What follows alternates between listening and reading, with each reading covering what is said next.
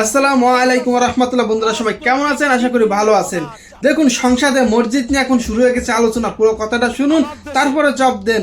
আর আপনাদের কমেন্টের জন্য অপেক্ষায় থাকলাম পরবর্তী ভিডিওর জন্য। মাদ্রাসায় রাজনৈতিক মিটিং করা যাবে না। আমার দেশে মসজিদের রাজনীতি বন্ধ করতে হবে। মসজিদের রাজনীতি বন্ধ করতে হবে। মুসলিমদের মসজিদ আল্লাহর ঘর। মসজিদে মানুষ নামাজ পড়বে, মসজিদে কোরআন শরীফ পড়বে, কিন্তু একটি রাজনৈতিক দল কাঠামো আছে, খালি খালি চেয়ার দেয়, একজন রাজনীতি হইছে। মহিলারা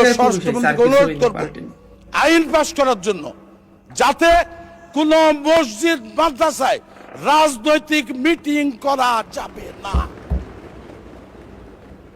আমরা যেমন প্রকাশ্যে ফুটবল মাঠে বা হাই স্কুলে বা কোনো হল রুমে যেরকম বিএনপি বা অন্য রাজনৈতিক দলরা আমরা কর্মী সভা করি, জনসভা করি, মিটিং করি, তাদেরকেও সেই ব্যবস্থা করতে হবে।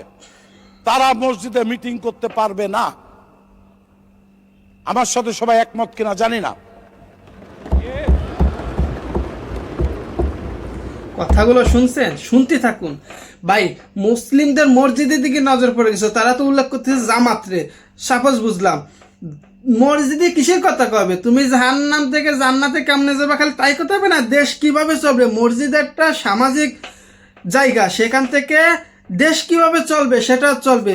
দেশের মানুষ কিভাবে চলবে, সেই গ্রামের মানুষ কোন পথে চলবে, অসৎ পথ থেকে সৎ পথে আসবে, চাঁদাবাজ, দুর্নীতি, ধর্ষণকে বিরুদ্ধে কথা উঠবে মসজিদ থেকে। কি কন? মসজিদে শুধু নামাজ কালাম কোরআন শরীফ পড়া হবে নাকি? মসজিদ থেকে ধর্ষণের বিরুদ্ধে কথা হবে, মসজিদ থেকে চাঁদাবাজদের বিরুদ্ধে কথা হবে, মসজিদ থেকে ভূমি দশকের বিরুদ্ধে কথা হবে, মসজিদ থেকে সব রকম লুটপাটের বিরুদ্ধে কথা হবে। সেটাই মসজিদ। মসজিদে যাবেন আর দুই হাত পরে আল্লাহর কাছে মোনাজাত করে চলে আসবেন, আর মনের মধ্যে বাইরে এসে চুরি বাটপাড়ি সব কিছু করবেন। আরে আপনাকে জন্য মসজিদ না।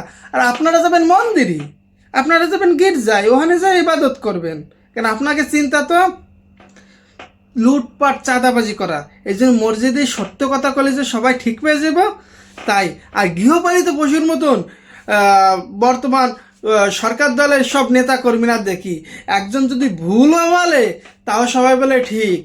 একজন যদি ধর্ষণ করে, সে যদি কয় আমি ধর্ষণ করেছি, এটা আমার পক্ষে রাইট, তাও কইব ঠিক।